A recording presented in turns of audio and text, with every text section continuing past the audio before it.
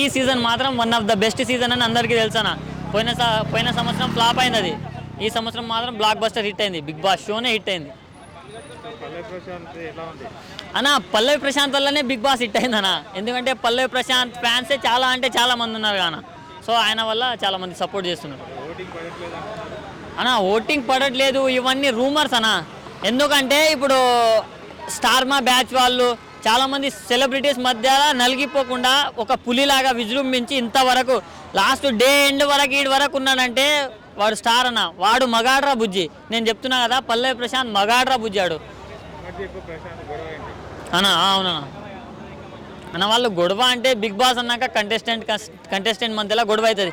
కానీ ఇక్కడ నాకు ఒకటి అర్థం కాలేదు ఏంటంటే, ఇంత ఇమ్మెచ్యూర్డ్ ఉన్న మన అమర్దీప్ సీరియల్ హీరో అయిందంట. నాకైతే తెలీదు. బిగ్ బాస్లో ప్రశాంత్ తోటి గొడవ పడినంత వరకు నాకు ఆయన ఎవరో తెలీదు.